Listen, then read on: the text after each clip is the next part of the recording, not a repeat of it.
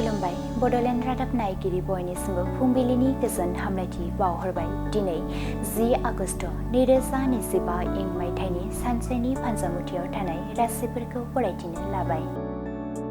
मेष राशि गोसोआ दिदोम थागोन, मावनो गोनां खामानिफोरखौ मावफुंनानै लानो हागोन, मोजां सान।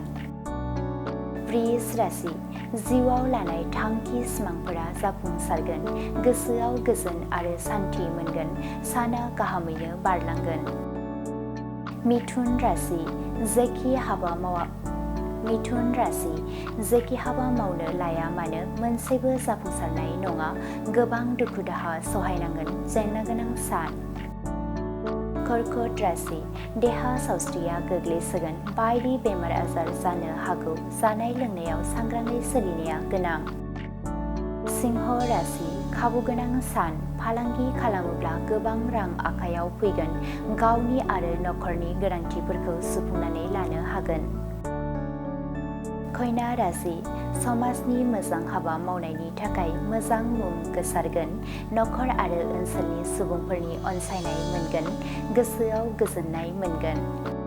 तुला राशि सोरजोंबाफोर नांज्लायनाय जाफ्लांनो हागौ, सानै हयै बाथ्रा बुंनाया गाहाम, जेंना गोनां सान। वृश्चिक राशि देहायाव सानाय सुनाय बायदि बेराम आजार जानो हागौ, जानाय लोंनायाव सांग्रां जानांगोन, हेंथा गोनां सान।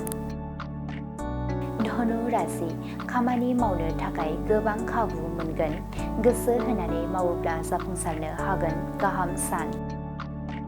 मकर राशि मावनो लानाय खामानिफोरा फैमाल जागोन, गोसोआव गोबां दुखु दाहा सहायनांगोन, जिउआव लानाय थांखि सिमांफोरा आद्रा थागोन।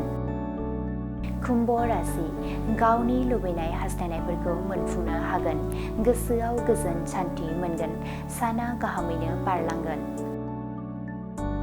मीन राशि सोरजोंबाफोर लाजि फोनांजानो हागौ, गोसोआव गोबां दुखु मोननांगोन, जेंना गोनां सान।